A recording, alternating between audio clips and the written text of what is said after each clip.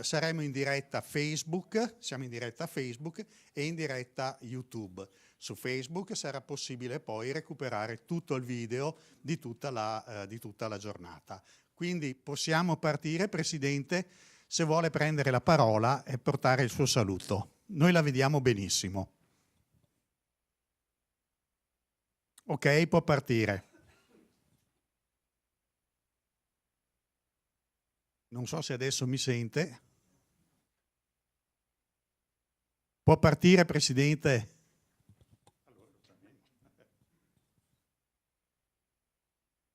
Io però non ho ritorni, quindi non so se mi state sentendo.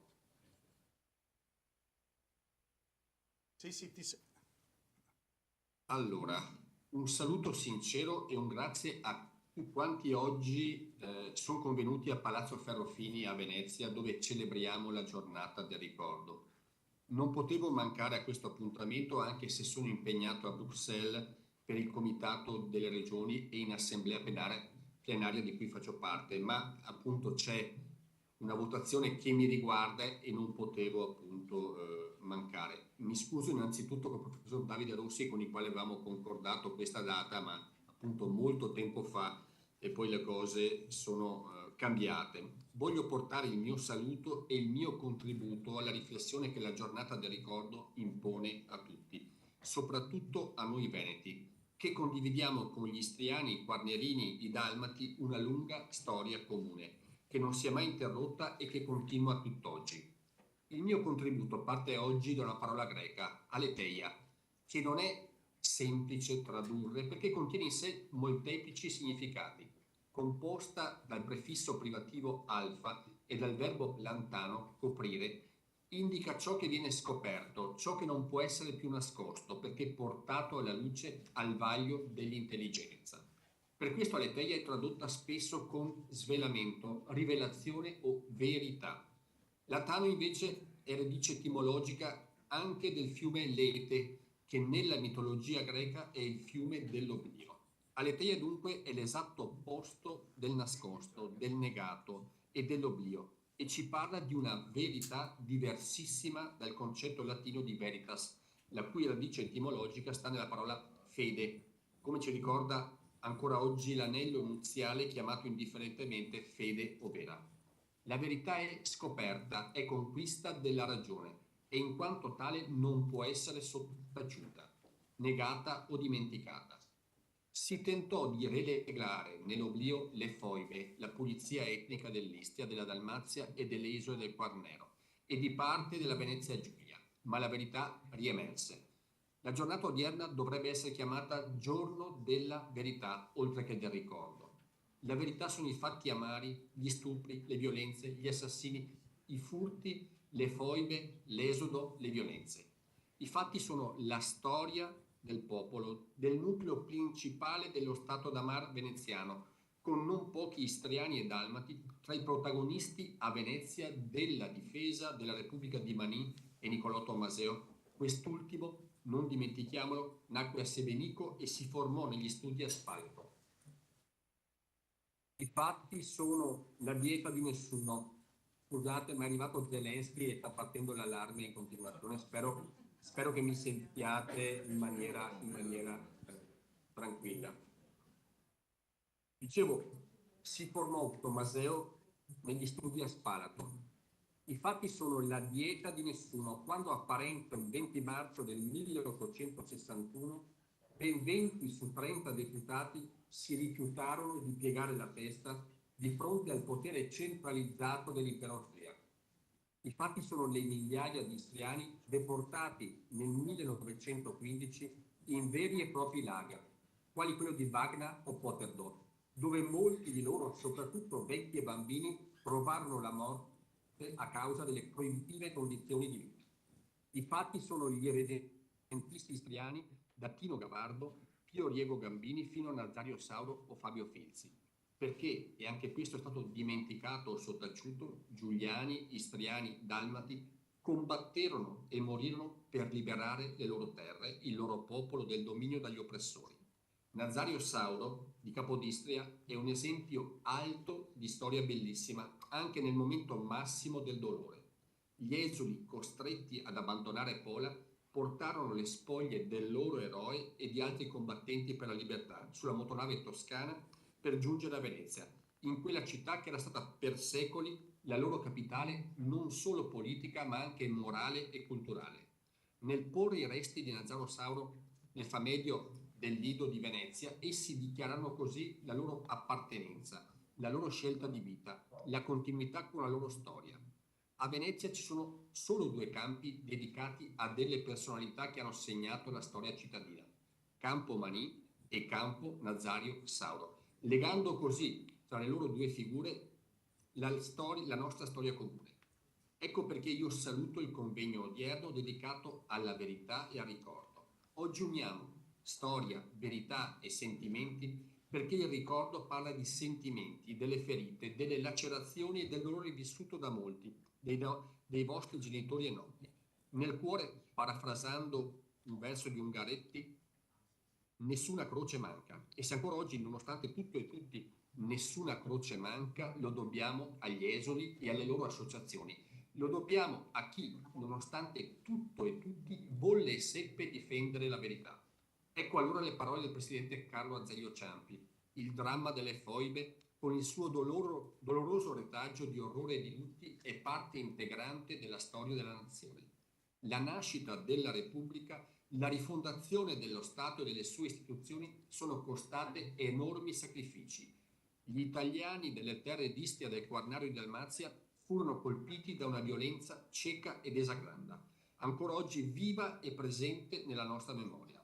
Non si tratta dunque solo di ricordare quanto di dire che le foibe, l'esodo, la pulizia etnica che investì l'Istria, il Quarnaro e la Dalmazia sono parte costituente della nazione italiana, sono la nostra storia, sono un monito per ricordare a tutti quale grado di follia e ingiustizia può giungere l'umanità, quando calpesta il diritto, quando violenta la dignità degli esseri umani, non solo con la violenza, lo stupro, l'assassino gratuito e crudele, la profanazione delle spoglie, ma anche con il silenzio complice, con la negazione. Tornano alla mente i versi di Biagio Marin, che come tutti sapete non aveva sottovalutato né negato le colpe e le violenze dei fascisti italiani nell'area balcanica o in Slovenia, ma aveva anche ben capito e sofferto quanto stavano pagando persone innocenti, colpevoli solo di essere italiani, colpevoli di avere alle spalle una storia antica, di avere una cultura, una lingua. Mai più versemo le porte de casa che nasse ma visto, mai più quella croce di Cristo sul campo de morte. Biagio Marin fu capace, con la forza autentica della sua poesia, di rinfacciare all'Italia di aver voltato gli occhi dall'altra parte, di aver ignorato ciò che accadeva ai suoi confini orientali, lasciando che lo sradicamento avesse esiti drammatici. E adesso siamo come paglia al vento e non potevo mettere più radise, col cuor che duol in continuo lamento, co bocca che non sa quel che la dise.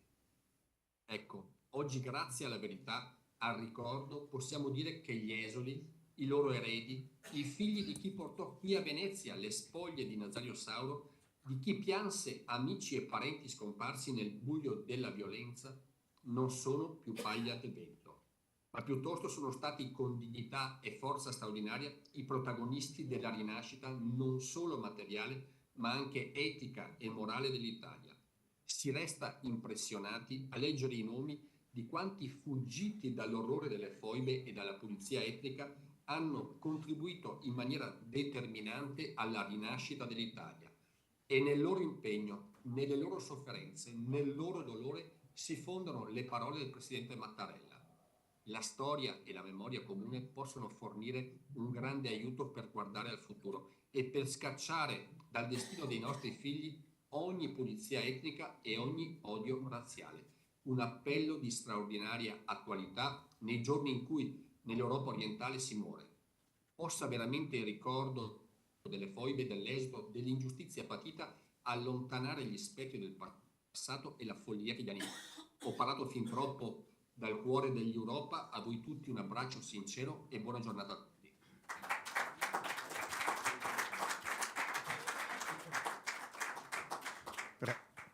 Ringraziamo il Presidente e adesso il primo dei relatori, il Sindaco di Gorizia. Più che relatore un saluto naturalmente, perché questa si chiama imboscata, cioè quando ti avvisano all'ultimo minuto, ma non ho guardato io neanche, cioè, devo fare anche il sindaco, mica fossi un professore universitario, sappiamo che i professori universitari lavorano, lavoro è una parola importante, diciamo che comunque sono presenti per alcune ore a settimana, al di là delle battute. Ci fa piacere anche per tante ragioni, proprio perché quel filo rouge, quel filo conduttore che il Presidente ha individuato, che naturalmente ha rinvigorito tra il Veneto e il Veneto, perché ripeto non terre venete, tra Veneto e Veneto, passa anche attraverso il territorio di Gorizia. A noi fa piacere per un motivo ulteriore, è una cosa di cui parleremo anche con il Presidente domani mattina in occasione della cerimonia che si svolge al Quirinale alla presenza del Presidente Mattarella, la capitale europea della cultura. Perché quando parliamo di capitale europea innanzitutto non ci si riferisce solo alla cultura e soprattutto non ci si riferisce solo alla nostra città. Nel 2025 la capitale spetta alla Slovenia, come nel 2019 spettava a Matera, all'Italia, in ticket per la prima volta accaduto in ticket Nova Gorizia. Perciò partiamo a cerchi concentrici da Gorizia a Nova Gorizia per allargarci non soltanto a tutto Friuli Venezia Giulia, ma allargarci anche a buona parte del Veneto come a buona parte della Slovenia, per ragioni che sono ovvie a tutti, perché tra l'altro non dimentichiamoci che la città di Gorizia ha il 20% dei suoi residenti di prima, seconda o terza generazione esuli. Non soltanto perciò mia madre era di Albona, mio padre di Pipola, altri due sindaci prima di me sono stati espressione della comunità istriana, e perciò quello che mi fa piacere è non perciò servono sempre, per carità, questa manifestazione, questo evento fatto anche a Trento, a Sassari o a Palermo, ci mancherebbe, quello che importa ovviamente è promuovere questa conoscenza, ma farlo in Veneto per noi è come farlo a Trieste, come farlo a Gorizia, come farlo a Pirano, come farlo a Capodistria, come farlo a Rovigno. È una cosa stupenda, speriamo che duri il più possibile. Quello che chi non è andato, lei è andato in Istria? Sì. Voi ragazzi siete andati in Istria? Occhio che vi controllo, perché è una cosa stupenda sentire queste signore che parlano in istriano, no? Questa è una cosa bellissima, e accade anche, e qui finisco davvero perché un saluto che però è proporzionato al mio peso, con 126 kg dovete attendervi dopo questa canagliata che è stato un po' più lungo. Bellissimo, stupendo quando parlate con quegli italiani che si sono recati all'estero per motivi di lavoro, perciò non parliamo di eso. Perciò quando parli magari con gli italiani in Argentina, in Canada, i nipoti non parlano l'italiano, ma parlano il dialetto. Perciò ci sono tantissimi figli, nipoti di esuli, che non parlano, se non pochissime parole in italiano, ma parlano la lingua dei propri nonni. Stupendo, bellissimo, vale anche naturalmente per il friulano come per altre lingue. Perciò chiedo scusa per il colpo di tosse, ringrazio per questa opportunità, non è una minaccia, è una promessa, nel senso che ci rivedremo, ecco, in questo senso, ci rivedremo proprio perché la corsa verso la capitale europea è avviata, e proprio ieri abbiamo, in una triangolazione con il ministro San Giuliano, il ministro della cultura sloveno, Gorizia e Nova Gorizia, perciò oltre che Roma e Lubiana, abbiamo comunicato che il giorno in cui verrà inaugurata la capitale sarà l'8 di febbraio, una coincidenza culturale bellissima, sia per quanto riguarda Franz Prešeren, che è il più grande poeta sloveno, romantico, però coincide con la data di morte sua. Pochi decenni dopo sarebbe nato invece Ungaretti, che sappiamo non essere goriziano, nato ad Alessandria d'Egitto, però ha vissuto suo malgrado imbracciando un fucile e in divisa nel corso della prima guerra mondiale a Gorizia, e ha scritto poesie stupende, bellissime, che rimangono nella mente, nel cuore e nella storia del nostro paese. Perciò, signori e signori, ci rivedremo in un'altra occasione. Grazie. Ringraziamo il sindaco di Gorizia che, tra parentesi, citando in mezzo anche il Trentino, ci fa ricordare che tra gli istriani che hanno combattuto durante la prima guerra mondiale. C'è anche Fabio Filzi, oltre a Nazario Sauro. Fabio Filzi era di Pisino, però è un'altra figura storica dell'irredentismo istriano, che fu un irredentismo importantissimo, con Capodistria che ebbe il più alto numero di irredentisti dopo Trieste, per intenderci, e dopo Pola. Trieste, Pola e poi Capodistria. Prego, se si presenta.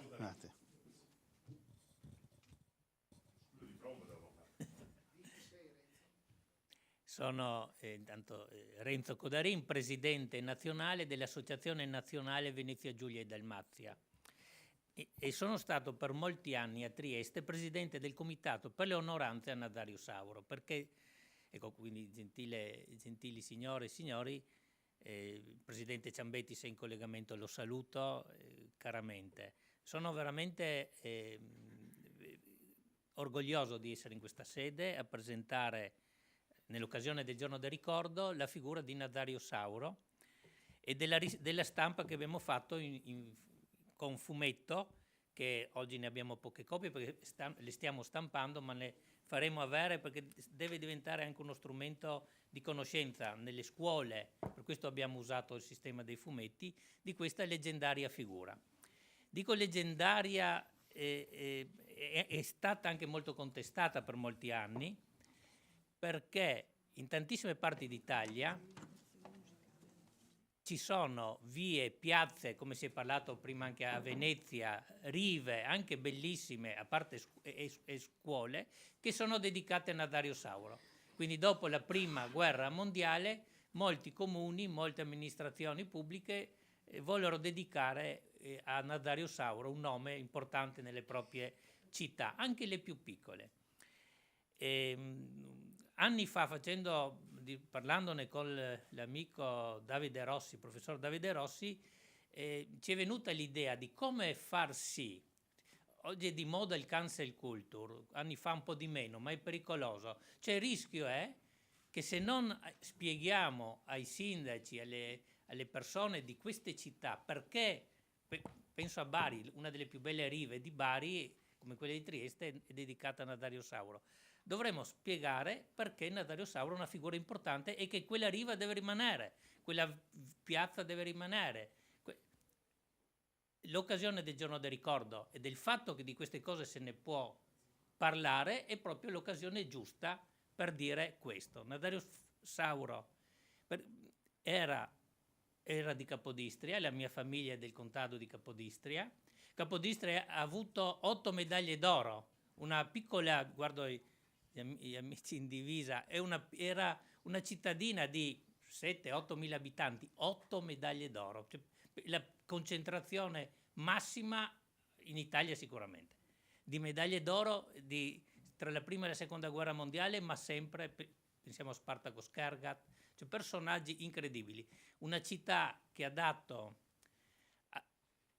ai suoi abitanti l'orgoglio di essere italiani e di lottare per questo amore che avevano per questa patria, in modo incredibile. Nazario Sauro, poi nell'epoca, non mi dilungo troppo perché abbiamo un professore che può raccontare un po' di storia, ma nell'epoca, essendo che tra le due guerre fu in qualche modo utilizzato, strumentalizzato da Mussolini, dal fascismo, finita la seconda guerra mondiale, venne distrutta la sua immagine a Capodistria naturalmente, ma anche nel resto del paese. Addirittura a Trieste, dove abbiamo un bel monumento. Per alcuni anni è scomparso l'ultimo presidente storico del Comitato Onoranze, che era l'ammiraglio Pagliari, anche lui di Capodistria. C'era una quasi ostilità a fare le cerimonie il 10 agosto, data in cui fu impiccato nel 1916, la ricorrenza, di fare le cerimonie. E io, come Associazione Nazionale Venezia Giulia e Dalmazia, presi la presidenza di questo comitato onoranze, e ogni anno, anche con fatica, perché le autorità pubbliche, meno il comune che di solito a Trieste essendo molti esuli, molti istriani e Giuliano Dalmati che ci vivono, c'era un po' di sensibilità politica per i voti di non essere contrari, era difficilissimo organizzare le cerimonie per Nazario Sauro. Negli ultimi anni questa cosa, negli ultimi 15-20 anni, non prima, finalmente invece hanno cominciato a partecipare le capitanerie di porto, le autorità, anche i comuni, al di là di chi era il sindaco, se di destra o di sinistra, e questo è stato un grande motivo molto importante d'orgoglio, perché Nazario Sauro era lui combatté contro tutti gli imperi centrali, era patriota, era italiano, ma combatté contro l'impero ottomano, quindi aiutò gli albanesi, una figlia si chiama Albania, combatteva appunto contro gli Asburgo, perché per lui Capodistria non poteva che essere italiano, eccetera, eccetera, eccetera. Con questa pubblicazione, con questo, speriamo di fare il giro d'Italia o inviarlo proprio a spiegare questa figura. Questo è il redentista, ma con questo spiegare la natura del nostro popolo e di quanto abbiamo amato l'Italia e di quanto l'Adriatico era la nostra casa, come la casa di Venezia, quanto questo... L'Europa ci permette, e qui veramente concludo, di avere di nuovo un Adriatico dove si può parlare di questo in modo tranquillo, dove possiamo, come diceva il sindaco Ziberna, andare di qua e di là, ma spiegare in modo tranquillo e anche molto semplice alle giovani generazioni e non solo, cosa eravamo, cosa siamo e quanto della nostra civiltà ha permeato questo mare. E Venezia è il posto più importante, perché da lì, dopo l'impero romano, se non ci fosse stata Venezia, credo che non saremmo qua, non ci sarebbe stato motivo di queste ricorrenze. Quindi un grande orgoglio, un grande saluto e un grande ringraziamento alla Regione Veneto per questo. Grazie. Grazie. Io mi permetto di ricordarvi che poi a un certo punto ci sarà il concerto dei giovani che hanno vinto il premio del ricordo. Chiamo il rappresentante dei Dalmati, il dottor Varisco, e rammento a tutto, visto che parlavamo dell'Adriatico, che per secoli era stato chiamato Golfo di Venezia e che da Venezia partì la spedizione della famosa beffa di Bucari, tra le altre cose, visto che stiamo parlando di Nazario Sauro e della marina militare durante la Prima Guerra Mondiale, nonché noto, soprattutto per chi ci sta seguendo via Facebook, e spero tra questi molti studenti, che Nazario Sauro aveva il suo contraltare in Cesare Battisti, perché erano i due martiri che rappresentarono l'irredentismo italiano. Cesare Battisti, parlamentare socialista per quanto riguardava il fronte trentino, e Nazario Sauro invece l'area istriana della Venezia Giulia, che dal congresso di Vienna in poi era finita sotto l'impero austriaco. Prego.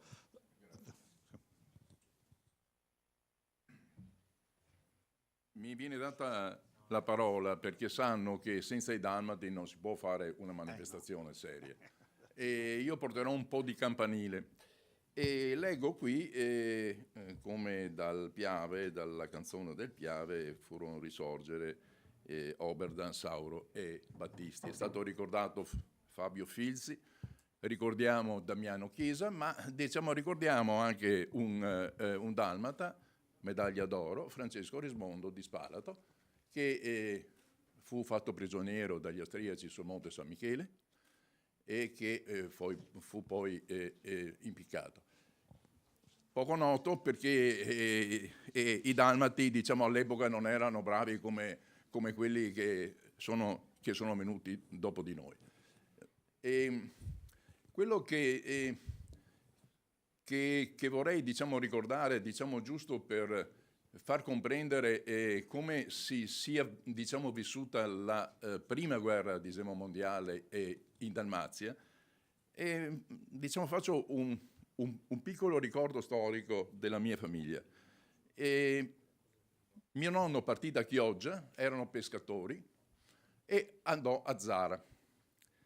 E quando dunque Zara era la capitale della Dalmazia, sotto l'Austria, e vi era un console d'Italia che più di una volta chiese a mio nonno: ma perché non prendi anche la cittadinanza, diciamo, austriaca? Sei un commerciante, ti può far comodo. No, lui si è sempre, diciamo, rifiutato per una antica saggezza che manteneva.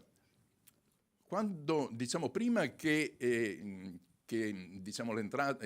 l'Italia, diciamo, entrasse in guerra, i figli maschi maggiori di età, diciamo, maggiore per fare il servizio militare vennero in Italia, combatterono contro gli austriaci e poi, diciamo, parteciparono all'impresa, diciamo, fiumana. L'unico che non vi partecipò fu mio padre, che era del 901 e non aveva, diciamo, età da militare, e furono internati a Leibniz perché pericolosi italiani nel territorio del nemico.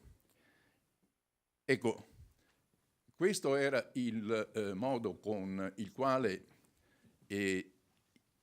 i dalmati sentirono, diciamo, quella guerra, che non era solo Trento e Trieste, ma era anche l'Istria, era anche, diciamo, la Dalmazia. Poi è finita come la storia l'ha voluta, diciamo, descrivere e svolgere, ma diciamo che certamente la partecipazione dei dalmati fu importante, specie dal punto di vista dell'entusiasmo, della partecipazione personale delle famiglie, che continuò poi, diciamo, successivamente. Da parte di madre, tanto per farvi capire come si viveva, diciamo, quell'epoca, da parte di madre erano di origine austriaca, e quando cadde l'Austria, cioè che vincemmo la prima guerra, metà della famiglia piangeva e metà gioiva per le strade di Zara. Ecco, questo credo che sia importante, diciamo, ricordare, perché questa è terra di confine, dove si è vissuto per secoli in spirito di fratellanza, e poi la, diciamo, seconda guerra, diciamo, mondiale e l'avvento delle ideologie ci hanno costretti all'esodo. Grazie. Ringraziamo, anche perché è vero che spesso dimentichiamo il ruolo dei dalmati, però guardate che anche nella storia della cultura veneziana i dalmati hanno giocato dei ruoli non da poco. Basta andare a vedere la Porta della Paglia qui al Palazzo Ducale, era stata fatta da scultori dalmati. E c'è la scuola dalmata a Venezia con tutto quanto il ciclo di Carpaccio, ma arrivo anche a citare, mi permetto, due località. Una è l'isola di Lesina, Var o Vor, secondo il dialetto locale, Lesina, dove la cultura veneziana è evidente. Pensate che c'è stato il primo teatro pubblico aperto, è stato fatto nel 1610 dai veneziani a Lesina, sopra l'arsenale della città di Lesina stessa. E proprio a Lesina nascono i poeti che fondano la lingua croata e che vengono a studiare a Padova, si laureano a Padova e poi pubblicano qui a Venezia, perché Venezia pubblicava tutti quanti i testi anche della lingua croata. Detto questo, un piccolo particolare che mi permette di salutare gli amici sardi di Fertiglia. Ci fu che emigrarono, perché tantissimi sono istriani, dalmati, sono finiti a Fertiglia, e tra questi anche una famiglia di langosta che attraversò l'Adriatico su una barca a remi, non so come fecero, ma furono veramente degli eroi, perché da Langosta arrivare in Italia 30 miglia non facili da affrontare con una barca a remi nel 1946. La barca è custodita nel Museo di Fertiglia, e nel Museo di Fertiglia, un museo meraviglioso che io consiglio a tutti di andare a vedere, perché hanno avuto un'idea geniale, a mio avviso. C'è un'immagine stupenda, le terre dell'Istria e della Dalmazia disegnate con tutti i fili di lana da ogni località dove sono emigrati e arrivati a Fertiglia, con i nomi di tutte le famiglie legati, da origine ad un pannello meraviglioso che racconta la storia dura dell'esodo, in questo caso nella terra di Sardegna. Io devo, prima di dare la parola all'avvocato professor Rossi, spiegare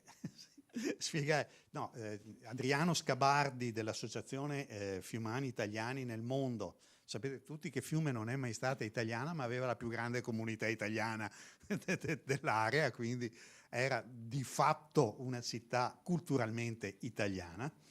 E Pietro Sardos Albertini, presidente della famiglia Capodistriana, che non sono potuti giungere qui a Venezia per impedimenti di stagione, malanni che capitano. Prego, avvocato, lei la facciamo sedere. No, le do questo.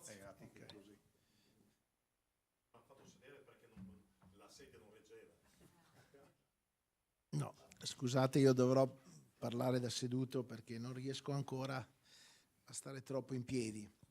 Beh, prima di tutto un sentito ringraziamento al Presidente Ciambetti, che oggi non è qui con noi, ma che da 15 anni almeno è sempre vicino alle comunità degli esuli ed è sempre vicino ed è sempre presente per il giorno del ricordo. E permettetemi anche di ampliare il ringraziamento a lui, anche a tutto il suo staff, dottor Grande e a tanti altri che sempre ci aiutano e ci animano nell'organizzazione di questa giornata. Quest'anno, quando ci siamo coordinati e abbiamo cercato di proporre qualche idea, ci è venuto subito lo spunto nel voler presentare qua, quasi in anteprima, questo fumetto dedicato a Nazario Sauro, figlio dell'Istria, eroe d'Italia.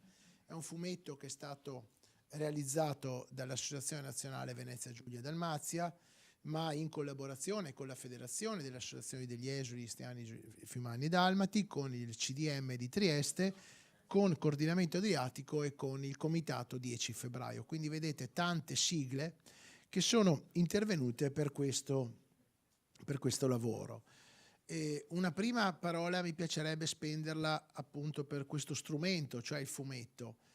Da qualche anno si è iniziato questo percorso didattico di voler trattare determinati argomenti non certamente semplici, non certamente facili, come la storia di un eroe come quella di Sauro, attraverso un metodo, un modello divulgativo particolare che è quello del fumetto, e quindi in modo tale da riuscire ad abbracciare anche un pubblico più ampio, magari anche un lavoro meno pesante di un volume, di uno scritto, e quindi cercare di ampliare quello che è il destinatario di questo lavoro, che non deve essere semplicemente la persona o attenta a questi temi o diciamo con una preparazione culturale di un certo tipo. E vedrete queste tavole organizzate, predisposte e organizzate dall'architetto Trecalli e prima elaborate attraverso una scenografia e una sceneggiatura predisposta da Emanuele Merlino, sono veramente accattivanti, a colori molto efficaci e devo dire si sfogliano e si leggono con enorme facilità e con enorme interesse. E poi una seconda particolare attenzione, certamente più importante, nei confronti del personaggio che abbiamo voluto questa volta ricordare, Nazario Sauro. Lo abbiamo già evocato più volte. Nazario Sauro ci permette oggi, nel giorno del ricordo, che è una solennità civile, una delle 6 solennità civili del nostro ordinamento, con cui si devono ricordare le più complesse vicende del confine orientale. Ecco, Nazario Sauro ci permette proprio di ampliare questa complessità, di guardare il laboratorio del conflitto orientale, paradossalmente prendendo dentro il primo conflitto mondiale, il secondo conflitto mondiale e arrivando fino ad oggi. Sono ben lieto che ci siano i rappresentanti della Marina e del Morosini, che sono qua in sala, che la Regione aveva invitato proprio perché Nazario Sauro non è soltanto un patrimonio dell'Adriatico, ma è evidentemente un patrimonio italiano e della Marina, per cui per noi è una soddisfazione che sono venuti qua oggi, hanno accettato il nostro invito. Ecco, Nazario Sauro nasce nel 1880, appunto a Capodistria, e a quella volta sotto il regno austro-ungherese, e partecipa a quelle società nautiche di canottaggio che erano nell'Istria dell'epoca veramente dei collettori risorgimentali. C'è un episodio importantissimo durante un campionato europeo dove durante una regata vincono questi giovani, e quando vanno sul palco, invece di dire di essere dell'impero austro-ungarico, dicono di essere italiani, e quando salgono appunto per la premiazione parte l'inno italiano. Quindi pensate che cosa questo episodio avrebbe comportato, con appunto conseguenze anche personali per questi giovani. Quindi un clima veramente molto particolare, dove questa italianità veniva sentita in maniera molto forte. L'anno scorso, ma l'ha citato anche prima il Presidente Ciambetti, la dieta del nessuno, che era un episodio del 1861 dove a Parenzo durante le elezioni dei rappresentanti per la dieta si era votato nessuno, proprio in sfida al potere centrale. All'interno di questo contesto politico, Nazario Sauro, nel momento in cui scoppia la prima guerra mondiale, guardate che noi chiamiamo prima guerra mondiale, lui non sapevano a quell'epoca quanto sarebbe durata, come si sarebbe sviluppata. Non ha dubbi e subito passa dalla parte degli italiani e diventerà uno, assieme a tanti altri che abbiamo ricordato, ma ce ne sono tantissimi di questi eroi più o meno famosi. Partecipa a un'ottantina di spedizioni che lo rendono celebre, prende da vivo la medaglia d'argento a valor militare, e con lui veramente tantissimi. Mi viene in mente Egidio Greco, che è un altro ragazzo giovanissimo che per i cieli questa volta combatte per l'Italia, era nato a Orsera e anche lui passa subito nelle file del Regno d'Italia. Quindi questi ragazzi che danno una vita giovane, spezzata, per un ideale incredibile, per un ideale risorgimentale. E non è un caso se anche qua facciamo dei collegamenti con cui cercherò di collegare tanti dei nostri discorsi, non è un caso che la giornata del giorno del ricordo sia stata fermamente voluta da un Presidente della Repubblica che era fortissimamente risorgimentale, Carlo Azeglio Ciampi, ormai 18 anni fa, nel 2004, sotto la spinta del Parlamento chiaramente, ma che lui ha favorito. Ecco, e Sauro a un certo punto in una di queste missioni viene catturato, viene più o meno falsamente processato e viene impiccato. Ma la figura di Sauro diventa leggendaria, epica, per queste lettere alla madre, per questo testamento postumo, e ci riporta dalla prima alla seconda guerra mondiale, proprio perché il suo corpo non viene lasciato in una pola abbandonata non per volontà, ma abbandonata perché in quel contesto gli italiani non potevano più vivere. Siamo nell'agosto del 1946, siamo già in periodo repubblicano, era già stato fatto il referendum tra monarchia e repubblica, siamo a un anno e mezzo dalla liberazione, quindi in periodo di pace, e a Vergarolla scoppia una bomba, e quella bomba fa la più grande strage della Repubblica Italiana, purtroppo più di tutti gli stragismi degli anni 70 e del periodo di piombo, che non è un vanto, ma perché nessuno si vorrebbe vantare di questo, ma è una strage non conosciuta dalle enormi conseguenze numeriche. Ecco, Pola si svuota, ma i polesani non lasciano lì il corpo di Sauro. Oggi il corpo di Sauro è al tempo votivo al Lido di Venezia, e quindi vedete questo golfo di Venezia, questo mare Adriatico, e Sauro diventa una sponda, oggi come allora, di questo percorso. Lo ha fatto la prima volta per venire a combattere, lo ha fatto una seconda, ma non è stato lasciato là. E oggi appunto è sepolto e le sue salme sono a Venezia. Ed è stato il motivo per cui, appunto ancora un altro motivo per cui la figura di Sauro era fondamentale ricordarla proprio a Venezia, proprio in Consiglio regionale del Veneto. Ogni estate, il 10 agosto, si celebra a Trieste la data del martirio, si ricorda il martirio di Sauro, ed è una manifestazione estremamente sentita. Perché? Perché la figura di Sauro ancora una volta diventa collettore anche nell'esperienza repubblicana. Tutti noi, in ogni città, se noi ci giriamo, abbiamo Piazza Sauro, la scuola, la via, abbiamo l'Italia piena di ricordi di Sauro. La Marina gli ha dedicato prima un sommergibile, ancora prima, adesso non mi ricordo, non vorrei dire una inesattezza, ma un cacciatorpediniere, ecco. Ma il fatto che si sia scelto che questo eroe risorgimentale, di un risorgimento diverso degli altri, perché è un risorgimento posticipato temporalmente, appunto alla fine negli anni 20, negli anni 10-15 del Novecento, lo ha reso un personaggio tutti noi conosciuto, perché è diventato, fa parte proprio del patrimonio del DNA italiano. Però bisogna ricordarsi che paradossalmente Sauro non ha mai visto le sue terre italiane.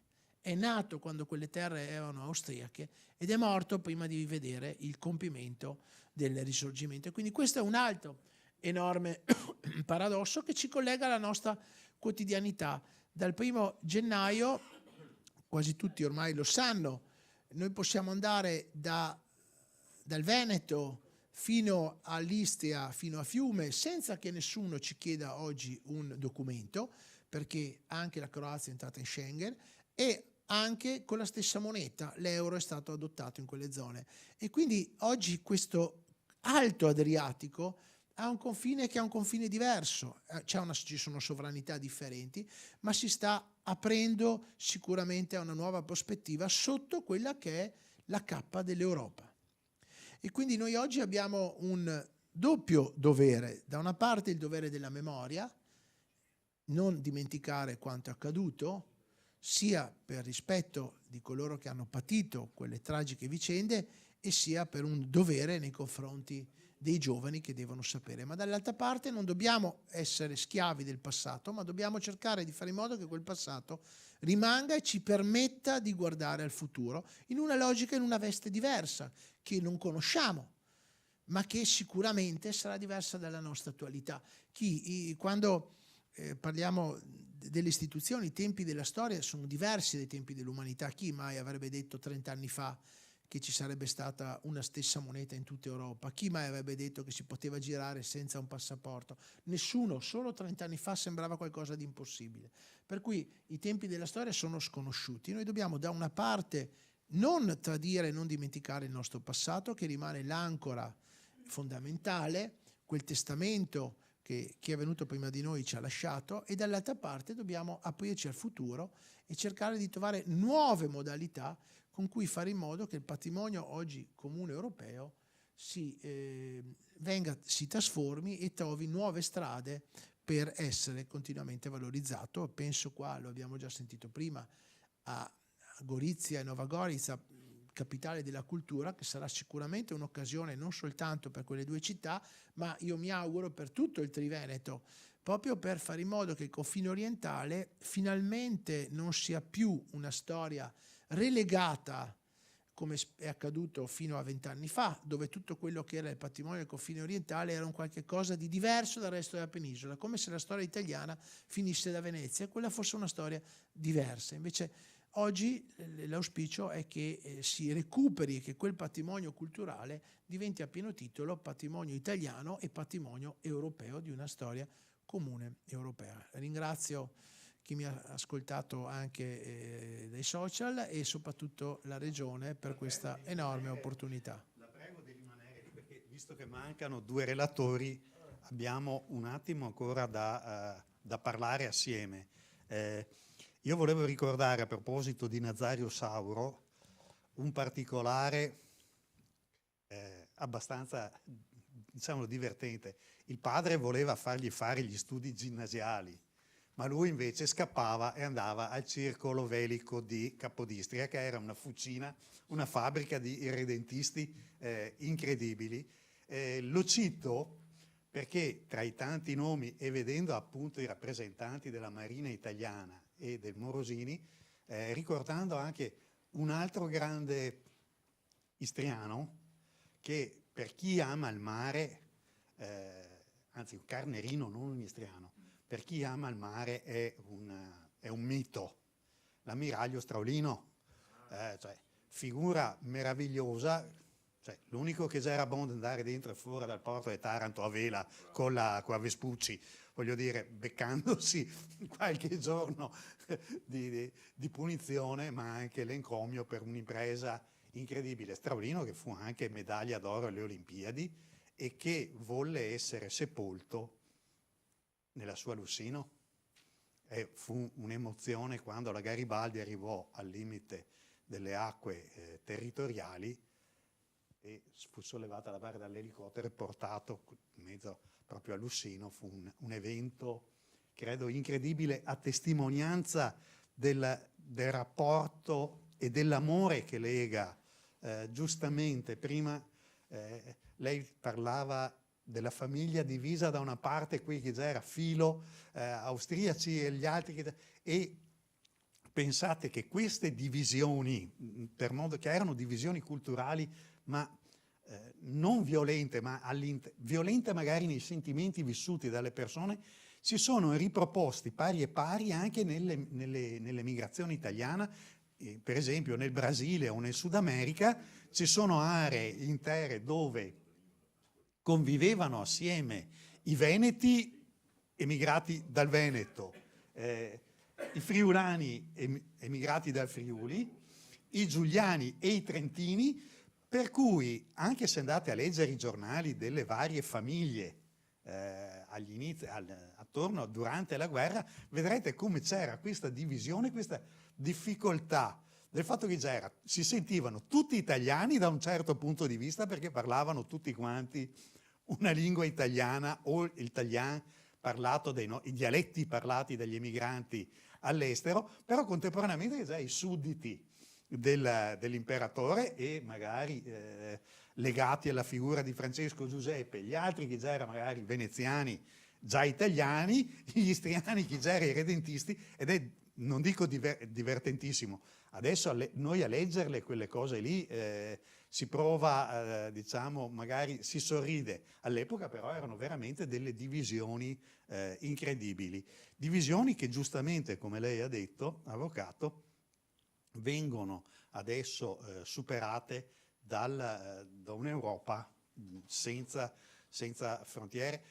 Credo che tutti quanti qua, a parte i più giovani, ricordino cosa voleva dire passare la Casa Rossa frontiera de Gorizia, te smontava la macchina, e questo no 100 anni fa, negli anni 80 già era buoni di bloccarti per ore a vedere cosa che magari te volevi andare sulla Postumia a vedere le grotte, e quindi comprare la carne era l'altro must, questa era l'altra cosa che facevano. Sì, la carne erano cose e anche episodi buffi. Pregherei però di nuovo il sindaco di Gorizia, visto che ecco, allora sì, no, volevo poi di carne? No. No. Parlava di carne, adesso chiamo il sindaco di Gorizia o dagli giusto una libra di del carne. filetto, se volete. No, ma sul serio, adesso in aula ci sono, cioè nella sala ci sono rappresentanti, ma ci sono vegani, anche persone che non hanno conosciuto queste faccende. Vi assicuro che sul serio si passava la frontiera, che sia a Gorizia o a... Forse pochi sanno, anche quando noi rammentiamo ovviamente il 10 febbraio del 1947 come il trattato di pace. In realtà, se questo è vero, naturalmente, come è declinato a Gorizia? Chi non è venuto a visitare Gorizia è difficile che acquisisca consapevolezza di un fatto tangibile. Cioè, non è stato scelto morfologicamente un confine. il crinale di una montagna, un fiume.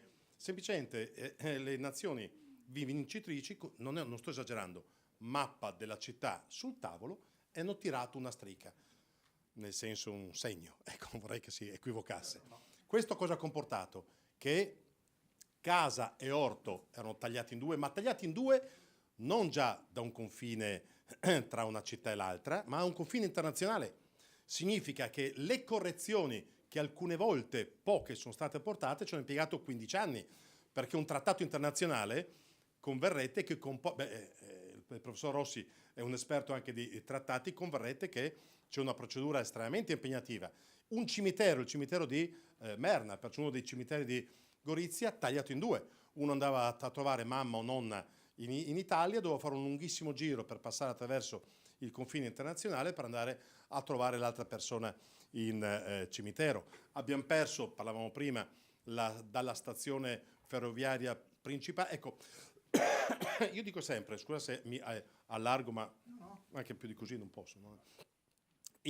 Se un osservatore, come diceva il professor Rossi, mi è piaciuto il tuo intervento, 30 anni fa sarebbe stato impensabile quello di cui parliamo adesso, ma anche per quanto riguarda la nostra capitale europea. Se io fossi stato un osservatore politico e se 30 anni fa mi avessero chiesto, ma secondo lei potrebbe germogliare qualcosa in termini di coesione internazionale, di relazioni sovranazionali in questa zona? Assolutamente no, ma è impensabile per tutta una serie di circostanze che non rammento voi che conoscete, dalla tragedia del primo conflitto mondiale, il fascismo come ha impattato nei confronti delle minoranze linguistiche slovene, la seconda guerra mondiale, il dopoguerra, perché noi a Gorizia siamo porzione dell'Italia, ovviamente, e perciò il 25 aprile lo ricordiamo anche a Gorizia. Ma perché noi non festeggiamo il 25? Lo ricordiamo, certo, ma perché non lo festeggiamo? Io festeggio San Marco.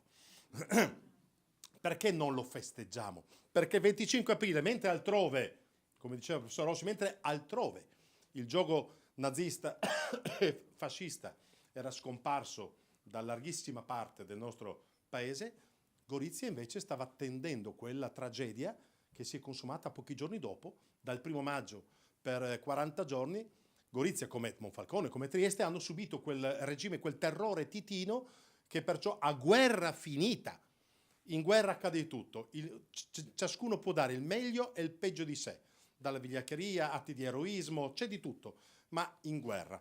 A guerra finita, il nono corpus, i partigiani titini, venivano a casa delle persone, l'ordine era tenete le porte aperte, guai a tenere le porte chiuse. Porte aperte, venivano e prelevavano mamme, papà, indifferentemente, ma socialisti, Comitato di Liberazione Nazionale, sindacalisti, tutte persone che non avevano in alcuna misura partecipato al secondo conflitto mondiale, erano persone che potevano rappresentare per Tito un motivo di rallentamento nella realizzazione delle sue velleità annessionistiche, che non si limitavano a Gorizia o a Trieste, ma che dovevano giungere fino al fiume Tagliamento, quella che per Tito era la Slavia veneta, fino al fiume Tagliamento. Perciò, io mi allargo, no, dimmi su, perciò se noi avessimo dovuto poi per tante altre ragioni, ecco, il nostro confine sarebbe impensabile, è impensabile. Però appuntamenti come questi, come tanti altri appuntamenti che NVGD fa non soltanto in Italia, scusa, ho beccato ieri questo, perché fa più freddo a Gorizia Trieste, no Renzo?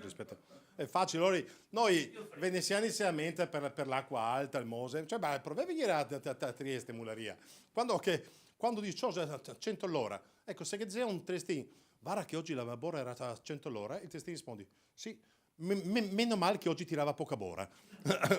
Per voi qua 100 all'ora, no Renzo, una cosa... No, poi Davide si divide tra il Veneto e Trieste, perciò lo scopo nostro anche di questi appuntamenti è quello di rigorosamente far conoscere la storia.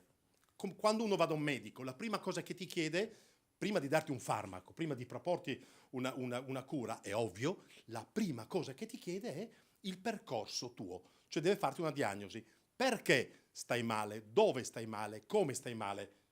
Ma non per aumentare il tuo dolore. Poi, acquisita consapevolezza, ti propone un farmaco, una terapia per stare bene. Ecco, perché noi diciamo che la storia va insegnata, non perché vogliamo riaprire ferite, ci mancherebbe altro, ma la storia deve essere insegnata, ma non per ripeterla, proprio per non ripeterla, proprio per consentirci a tutti di capire cosa tutti insieme, destra, sinistra, gialli, verde, blu, cosa siamo stati capaci di fare e continuiamo a fare in altre aree d'Europa, ai noi, ma proprio perché la nostra responsabilità morale, etica è quella di scrivere, ciascuno con il proprio ruolo, nuove pagine di storia, ma non più per noi, per i nostri figli, per i nostri nipoti, ma guai a scrivere un qualcosa di cui non conosci.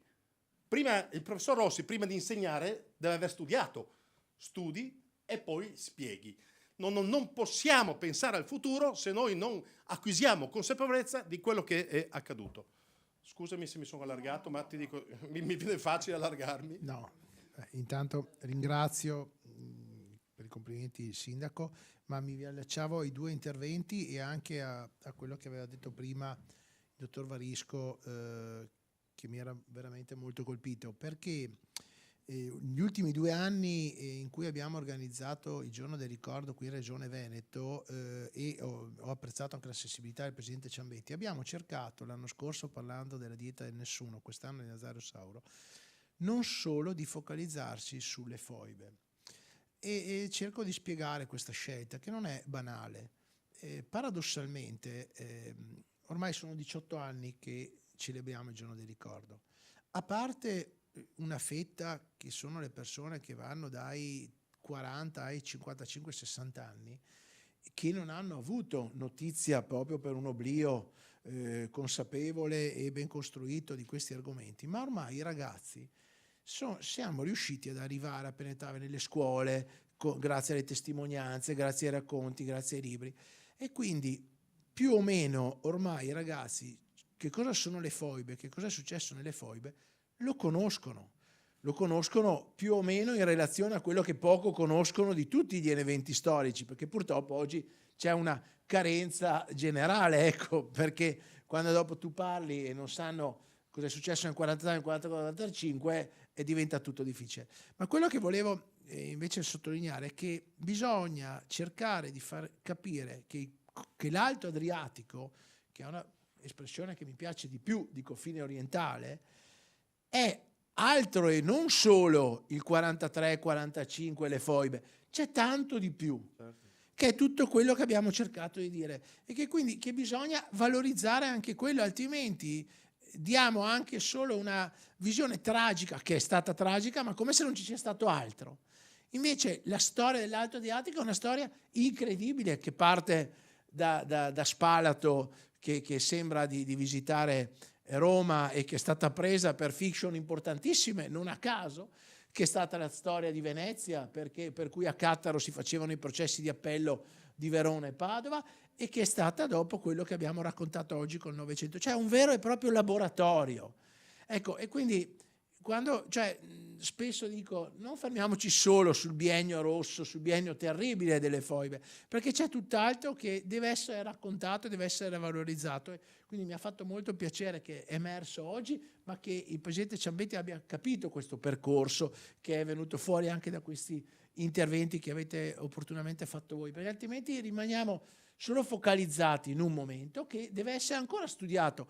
I nuovi approfondimenti ci dicono che addirittura le foibe, noi parliamo di una 10.000, 12.000 infoibati italiani. Adesso si parla che Tito abbia infoibato 100.000 persone. Ecco, se non di più. Ma prevalentemente slovene, ecco, croate. Quindi capite che stiamo aprendo a percorsi di ricerca totalmente nuovi. Perché è chiaro che a questo punto... Gli sloveni hanno istituito formalmente una commissione parlamentare che ha lo scopo appunto di individuare... E parliamo della Slovenia. Parliamo no? Ecco, quindi è chiaro, in Dalmazia non abbiamo neanche idea ancora di che cosa ci sia stato. Quindi parliamo, e 100.000 sicuramente saranno pochi, parliamo di ragionamenti totalmente diversi, dove evidentemente, e dopo vado a chiudere, viene opportuna quella risoluzione del 2019 della Comunità Europea che ha parificato nazismo e comunismo sotto la spinta dei paesi all'interno dei totalitarismi, cioè c'è stata questa risoluzione molto importante, molto opportuna, che è stata criticata anche dagli storici, dalla letteratura, ma che aveva invece una prospettiva politica che è diversa. Ecco, chiaramente poi l'uso della storia politica ci porterebbe lontano, ma che aveva una prospettiva che era quella di dire: noi dobbiamo guardare a quelli che sono stati i totalitarismi comunisti esattamente come abbiamo guardato agli altri, e quindi si riferivano ai paesi Jugoslavia, ma anche a tutti i paesi, la Polonia che sono stati tra i primi promotori. Però ecco, questo mi sembrava opportuno valorizzare l'Alto Adriatico come un laboratorio del Novecento, e non solo, l'Alto Adriatico come un vero e proprio patrimonio culturale italiano, che è Dante per primo che ce lo ricorda, ma non solo, Tommaseo, che padre della lingua italiana, ne è prova e piena testimonianza. Professore, posso tornare nel mio banco o devo restare ancora come Le interrogato? chiedo, Devo essere ancora interrogato? un attimo, perché dovevo farle una domanda, però adesso anche Rossi. Ma perché sto streghetta? Sì, Che sia rimasto il filetto qua, sai? Sì, figurate. No, perché il professor Rossi stimola battute su battute, pensieri su pensieri. A proposito di Spalato, pensate che all'ingresso sono riportati i disegni che fece Andrea Palladio, disegni adesso custoditi a Londra, proprio di Spalato, del palazzo di Diocleziano, sono riportati e lo stesso Palladio poi disegnò invece i reperti romani di Pola, tra le altre cose. Questo San Micheli, cioè vengono alla mente tantissime cose.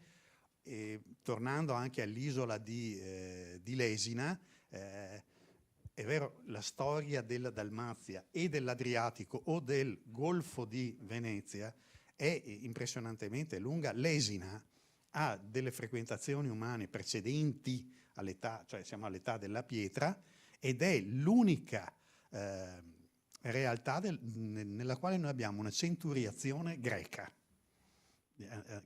antica, ed è l'unica, ed è patrimonio dell'UNESCO per questo. E a Lesina riusciamo a vedere la centuriazione greca, vediamo la centuriazione romana, vediamo il passaggio veneziano, arriviamo. La stessa lingua, il dialetto di Lesina non è croato puro, infatti loro non diranno mai var ma for, ed è imbastardato dal veneziano, perché è una lingua. Golfo di Venezia era chiamato anche, non di Venezia, ma era chiamato Culpos anche dai greci antichi, che non parlavano mai di Talassa per quanto riguarda l'Adriatico, ma parlavano sempre di Golfo. E molti miti fondanti la cultura europea, adesso arrivo anche alla domanda. Pro-Golfo Ziberna, in questo senso. molti miti dell'antica Grecia sono ambientati nell'Adriatico. Gli argonauti arrivano, cioè la missione degli argonauti è rubare la tecnologia con la quale trovare l'oro. Questo è il famoso vello d'oro, il vello è il setaccio. Ma arrivano dove? Risalgono la costa dalmata, arrivano poi sul Po e dal Po cercano di risalire per trovare le tecnologie del centro Europa, ma anche l'Istria è la terra di Medea, cioè è un luogo del mito. I culti del Nostos, del viaggio di ritorno da Troia, passano per la costa dalmata e Lussino, l'istmo con Cherso, il Siorafato, già in epoca greca, e arrivano fino ai nostri giorni. Ecco, allora la domanda è: può farci qualche anticipazione sulle iniziative dell'anno europeo a Gorizia? Anche perché mi ho letto delle ricette a proposito dell'assurdità di... Alla fine di cucina si parlava comunque.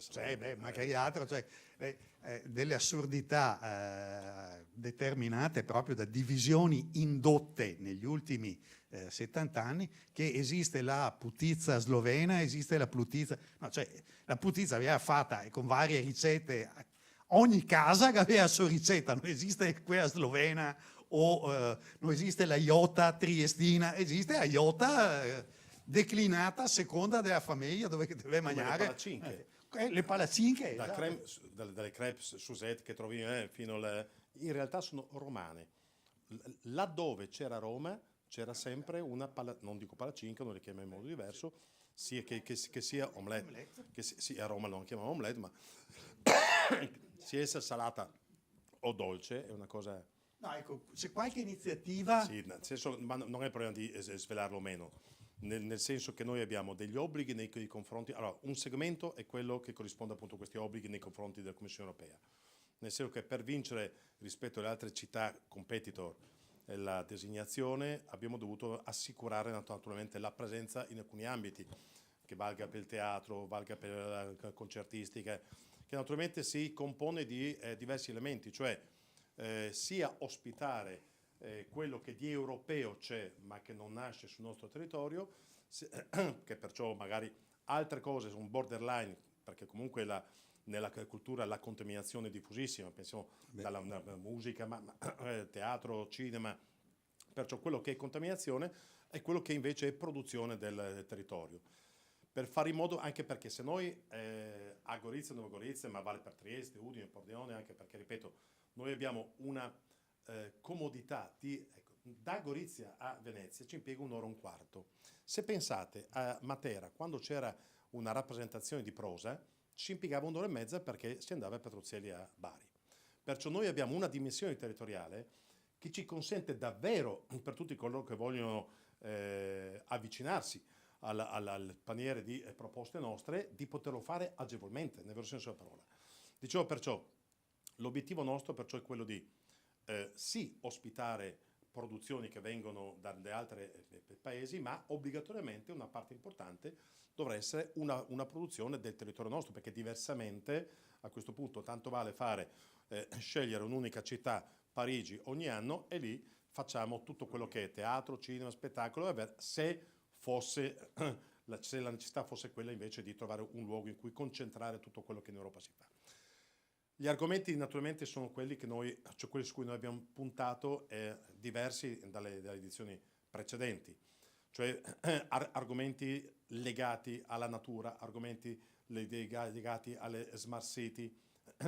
Essere smart, sì, lo so che non sono un testimonial dello smart, però essere smart lo si riesce a declinare nella musica, sembra di no, nella cultura, nell'arte, nello spettacolo. Essere green altrettanto, perciò parleremo dall'università, dove coinvolgeremo anche il professor Rossi. Non è una minaccia nei vostri confronti, ma è una promessa che abbiamo già fatto su alcune cose interessanti. Peraltro, per quanto riguarda dei progetti che noi vogliamo realizzare andando verso il 2025, perché noi una cosa sono i 600 eventi che abbiamo condiviso con la Commissione Europea, 200 già individuati, 400 l'ambito individuato, ma dobbiamo naturalmente colmare. In realtà gli eventi del 2025 saranno tra i 1300, 1500, 1600, spalmati, mi auguro, anche fuori Gorizia e Nuova Gorizia, perché oggettivamente è impensabile usare solo questo teatro. Però andando verso il 2025 noi abbiamo individuato delle risorse, per i tecnici mi riferisco a Interreg, chi segue questi finanziamenti comunitari, che mi consentono di coinvolgere anche il Veneto, perché vanno da Venezia a Lubiana. Ecco perché per quanto riguarda Venezia, parlavo con il capo di gabinetto, un argomento da condividere con il Presidente del Consiglio è quello, ad esempio, della follia. Uno dice, ma cosa c'entra la follia con la capitale europea? La capitale europea è tutto, qualunque cosa, anche lo sport, il lavoro è cultura, il cibo è cultura, tutto è cultura nel vero senso della parola. Lo si declina perciò la follia, ma perché? Perché Gorizia, Franco Basaglia, professionalmente nasce, a Gorizia ha scritto la legge, a Gorizia ha iniziato una battaglia eccezionale che ha consentito di chiudere dei carceri psichiatrici, non ospedali, carceri psichiatrici, però proprio perché da Gorizia, proprio perché sono trascorsi anni, dobbiamo acquisire altra consapevolezza che abbiamo risolto alcuni problemi, ma altri problemi abbiamo spostati a casa delle famiglie, che oggettivamente, come per questa patologia, come per altre, non sono adeguate. Mi metto nei panni, ma per tantissimi altri casi, mi metto anche banali, una moglie di 90 anni che si trova il marito di 87 anni che arriva a casa e deve cominciare a pensare a inoculare sostanze, ma questo qui è banale, o solamente spostarlo. Questo è facile da capire, c'è del personale che viene ogni tanto mandato, ecco, però se questa è una inadeguatezza circoscritta ad un periodo o per alcune cose, misure che vanno adottate, pensiamo invece al problema della follia. Ecco perché, non mi ricordo come si chiama, c'è di fronte a Piazza San Marco, c'è una università, c'è anche un resort e c'era una volta un grandissimo ospedale psichiatrico. E allora, con un professore universitario, proprio un veneziano, che abita lì, abita da 4 secoli, la sua famiglia abita lì, abbiamo pensato di fare un progetto che parta da Venezia, passando per Gorizia, arrivando in Slovenia, parlando da 160 gradi, perciò anche la parte legata al diritto, alla criminologia. Questo è un progetto, ma ripeto, parliamo di microprogetti, non di ambiti, no? Un altro progetto è legato all'arte, nel senso che a Gorizia è vissuto Brass, la maggior parte delle sue opere sono peraltro custodite in collezioni private, prevalentemente a Venezia, per privati di Venezia e del Veneto.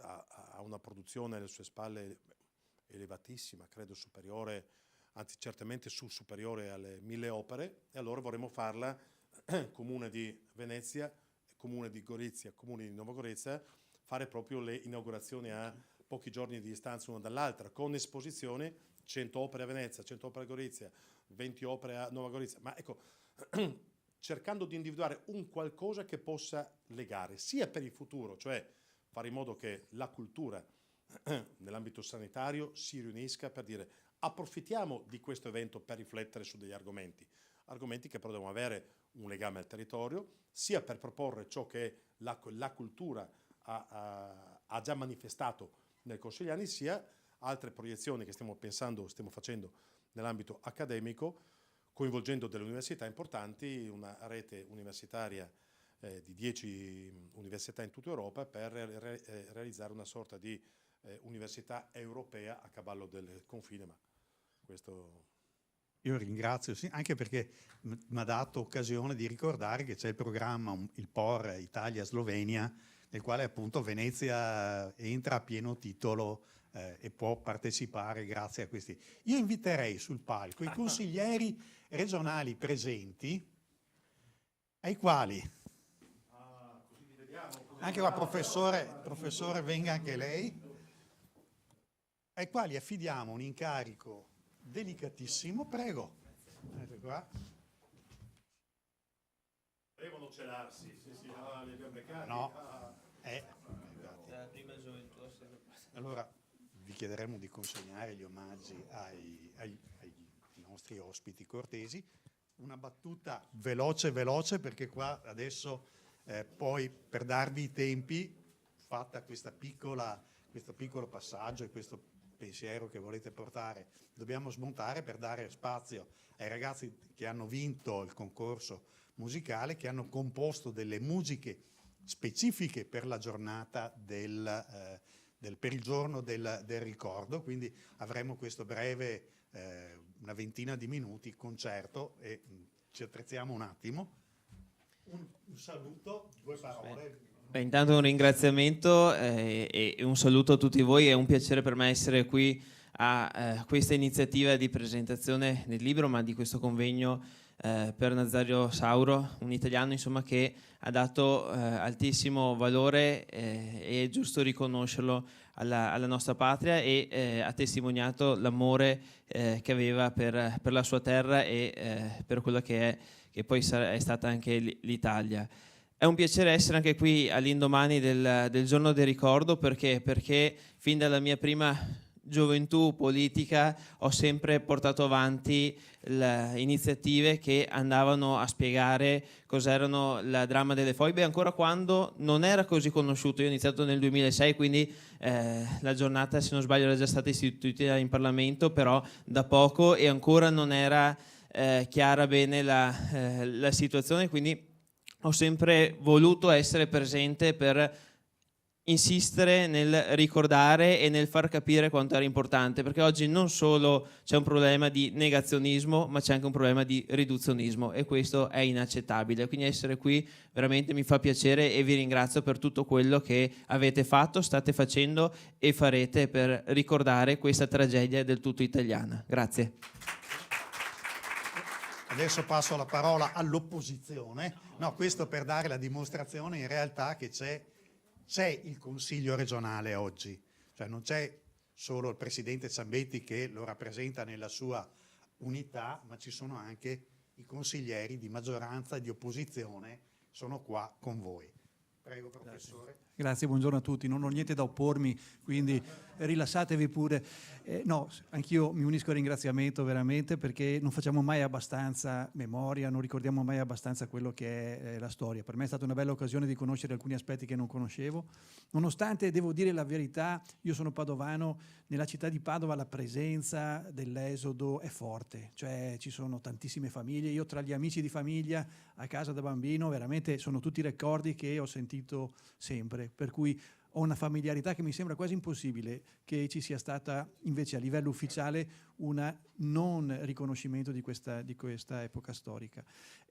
Quindi no, ecco, grazie di questa occasione, a me fa piacere che il Consiglio regionale sia protagonista di occasioni come queste e quindi ecco, grazie anche a chi ha lavorato nell'organizzazione qui. Questa è una sala nuova che abbiamo e che è una delle più belle che ci siano in giro e che venga utilizzata per occasioni come queste, io credo che sia una cosa che rende merito a chi ci ha lavorato. Quindi grazie e ci fa piacere, ecco.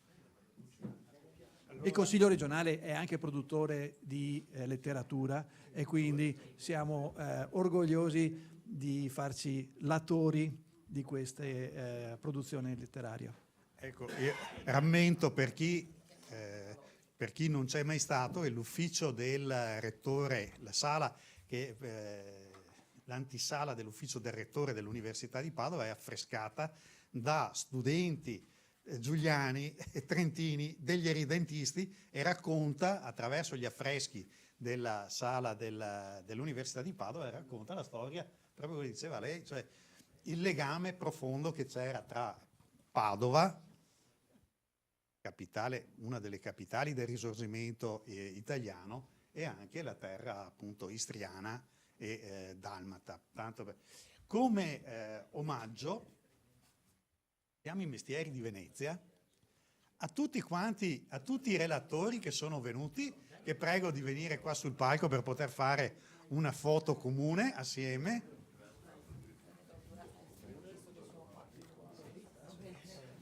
Chiediamo. Prego signora, anche lei. Signora.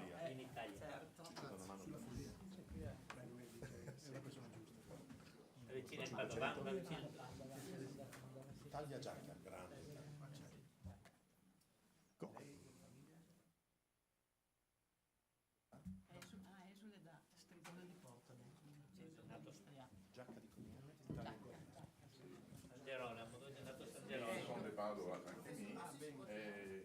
Davide, direte che ti fa la foto. Mettete qua un fianco. Vi prego di non dirmi stringetevi perché non riesco a stringermi. Ma se non meglio quello c'è anche meglio. Il meglio tocco è Italia, Giacca.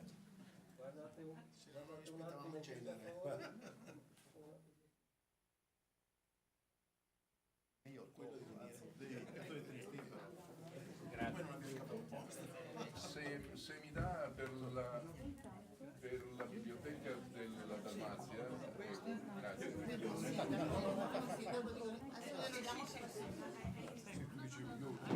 Il protocollo fa qualcosa, puoi fare perché perché dobbiamo metterci la vita? Grazie. Ah, non mi sta dentro. Sarà per così. Sì, ecco, così. No, di quell'altro va. Sì. Prego. Un ringraziamento anche al nostro Franzina che è stato bravissimo anche a esporre, quindi insomma vuol dire che ha la passione, perché insomma è stato molto molto bravo e va riconosciuto questo merito. Grazie. Sì.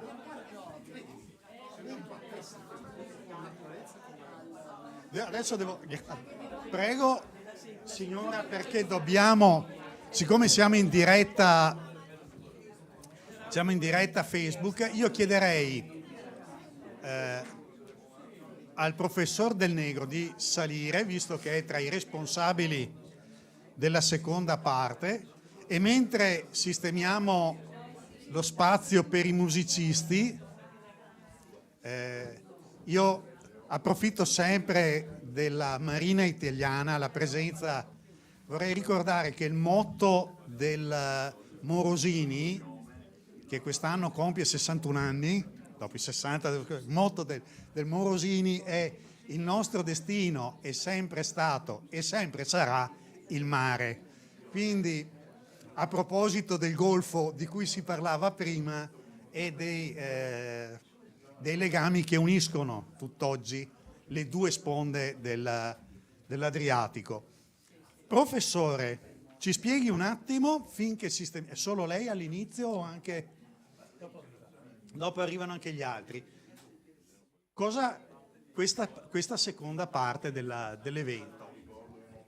Il nostro, da parte dell'indirizzo musicale di Fonte, è un omaggio al giorno del ricordo e un omaggio poi in particolare anche a Italia Giacca, con cui condividiamo una amicizia di lungo periodo. Posso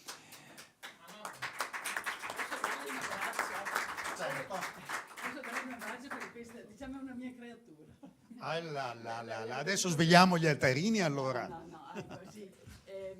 Veramente ho tanto piacere di essere qua, anche perché appunto io dico una mia creatura, ma abbiamo avuto così quell'empatia che si crea proprio.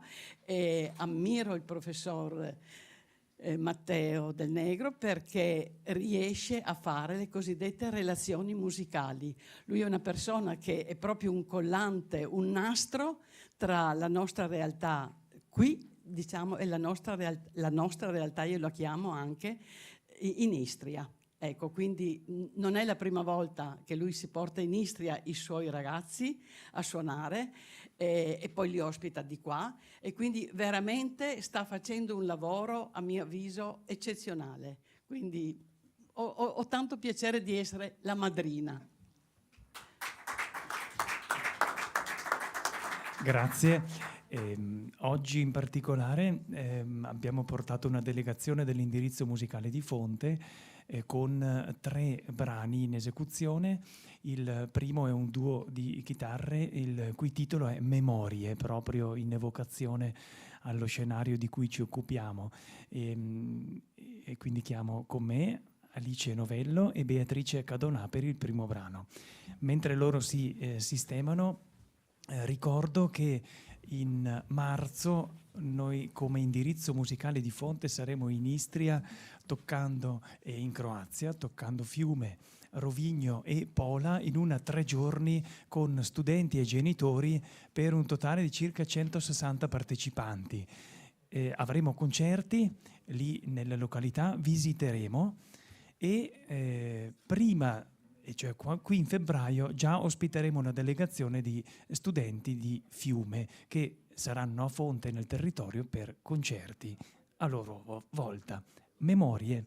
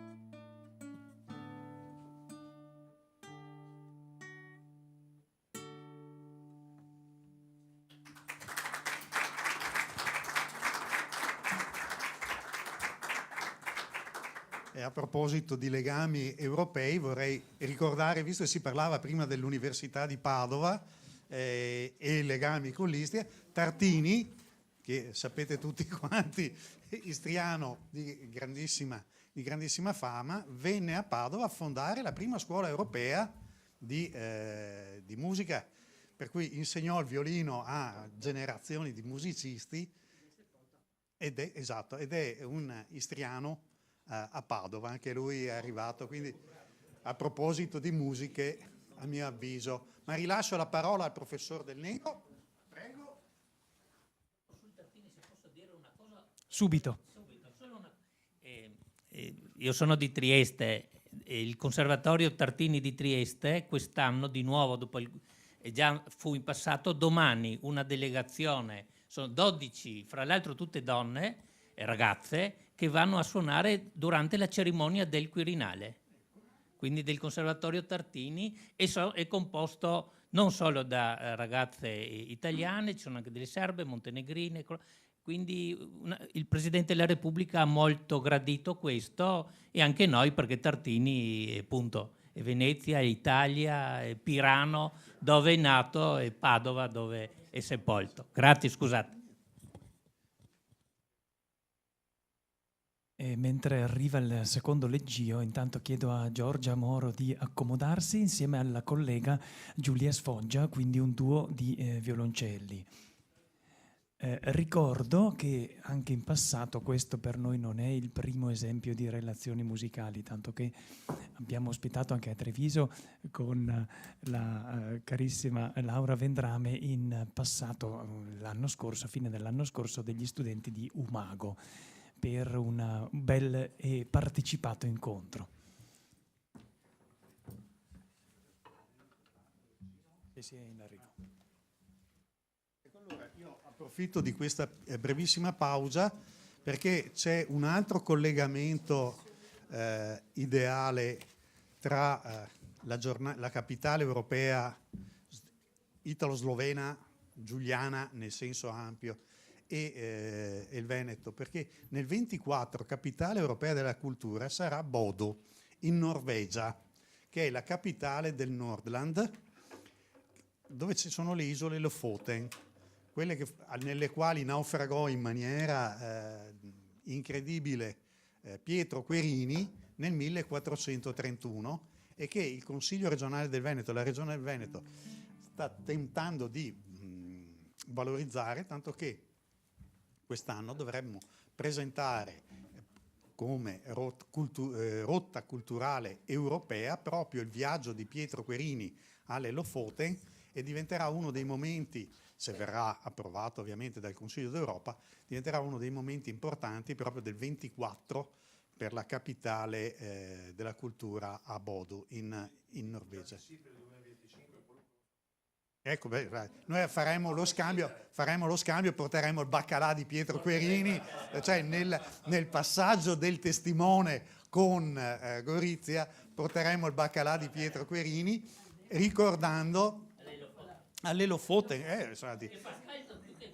in alcuni casi sì, ma ricordando che poi nel castello di Gorizia, che c'è un leone del San Marco impressionante tra le altre robe, e che nella storia, proprio prima lo diceva giustamente una terra di confine, Gorizia, il contado di Gorizia arrivava fino alla Carinzia, e abbiamo anche delle testimonianze singolarissime, compresi dei dipinti fatti da artisti veneziani proprio per l'ambito, venduti nell'ambito goriziano e della Carinzia. Pensate un po'. Sì, ed era, ecco, a proposito di culture che si vanno incrociando tra di loro, è una terra ricchissima. Giorgia Moro insieme alla collega Giulia Sfoggia eseguono Marcia in Sol di Bach.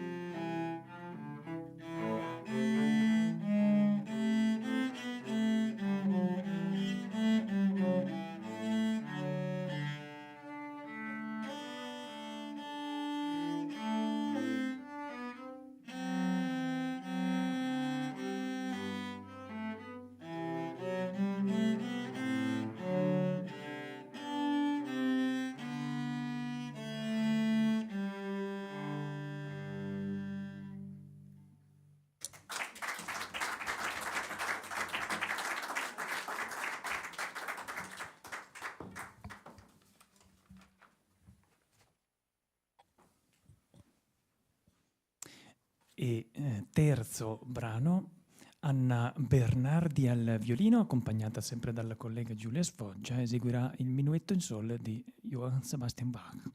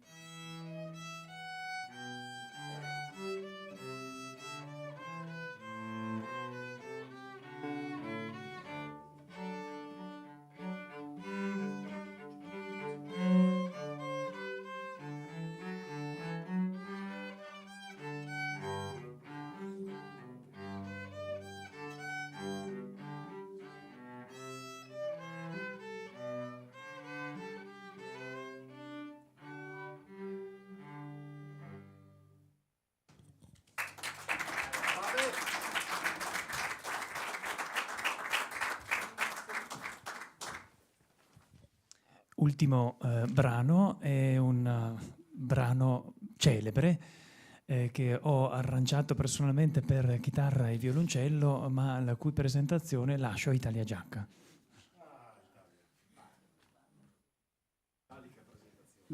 Nel ringraziare proprio di questo modo così meraviglioso di concludere questa nostra giornata, questo nostro convegno.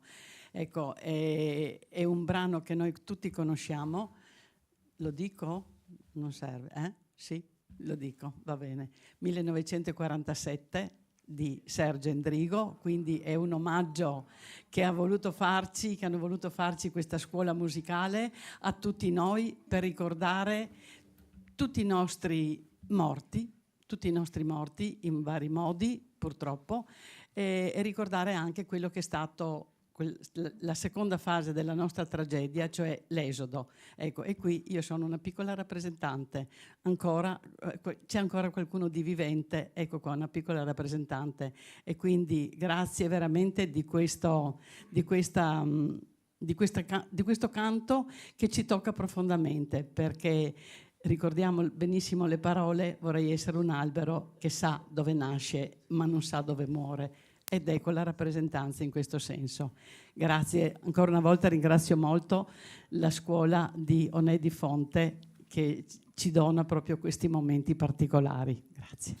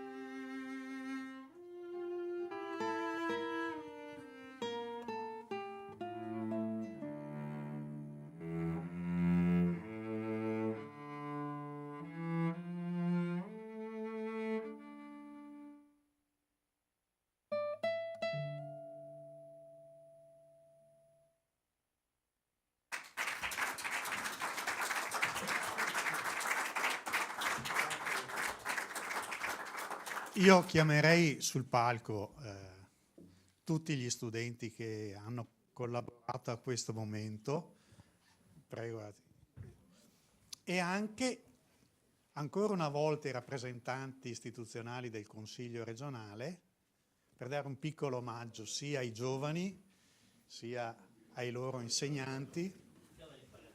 E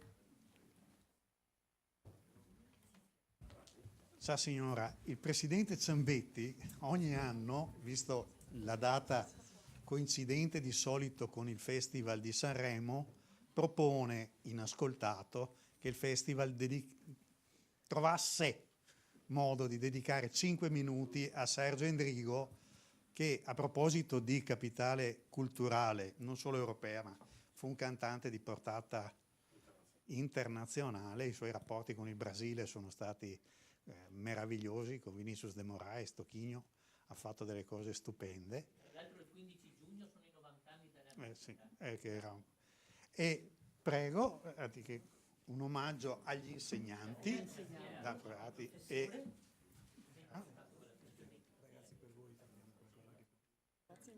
E poi adesso anche ai nostri studenti. Sì, un fumetto, no, il fumetto glielo faremo avere, il fumetto quello pubblicato adesso. Questo è un fumetto veneziano.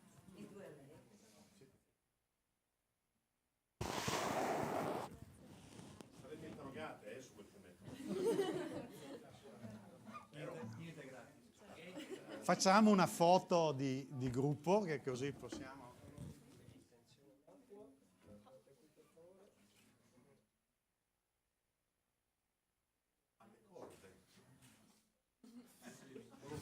Ecco qua, allora concludiamo così questo momento dedicato alla celebrazione e a Nazario Sauro e al giorno del ricordo, sapendo che però il ricordo non è faccenda di un giorno, ma dura per tutta la vita.